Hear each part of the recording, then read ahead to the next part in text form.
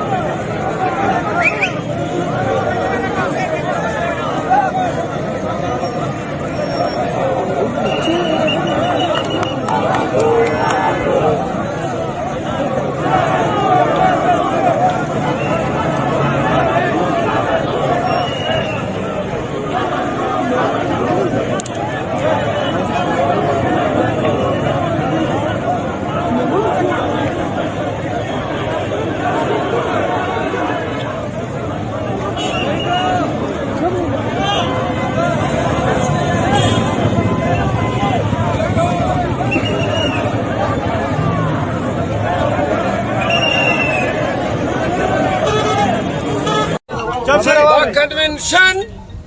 سهرنا دی کوشش وکړو چې تاسو ونیسي لارې ونیسي خو چې ولس همت کوي څوک یې نشو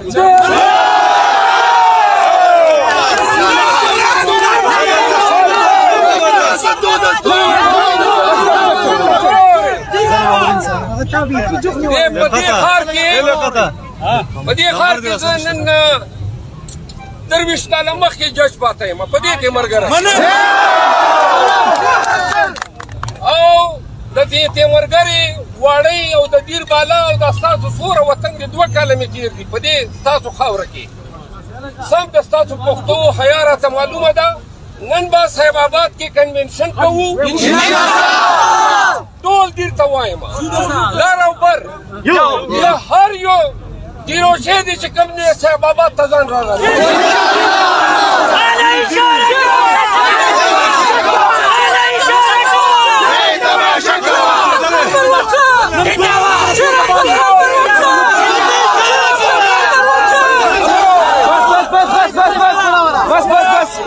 سبا زمونږ په کرک کې کنونشن دی خبره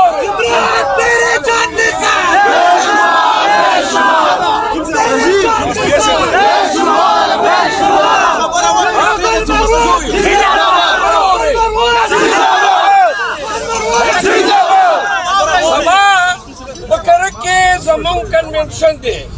نن زمونږ کسان اوچته یي واورئ د لکي مروت خلکو بنو خلکو واټ خلکو او کرک خلکو دا ټول ولس ته وایم خصوصا خپل قوم ته وایم په زره او تعداد به سبا کرک ته راځئ بلوچو تاسو ته وایم بیټلو ته وایم وزیرو ته وایم مسعودو ته وایم خټکو ته وایم بندوشو ته وایم افریدو ته وایم سبا د تاسو او موږ په کرک کې مو به دوه منې کوي په خدای قسم چې په هر حالت کې به دا کوي واورئ دا زموږ خاوره ده دا زموږ حق دی چا د خیرات نه غواړو پېښور هائی کورټ ټول صوبایي آی جي توصیف سیکرټري ته هدایت ورکړي روزه عدالت دا کنوینشن به نه نیسئ کنوینشن به کوو انشاءالله پسې خدای پامان دي کا زمون د بارمن والے دي کا زمون لوکل خلک دي ټول ته په پندال ته پراتک باندې ویلکم کوم خوشامدید ورته ویم او دا پوری غر ورته ډالۍ کوم چې ډېره مننه چې تاسو نن په دې حالات کې په دومره ګڼ تعداد سره راغلي ملګرو څنګه چې تاسو ته پته ده چې د پاکستان تحریک انصاف سره د پاکستان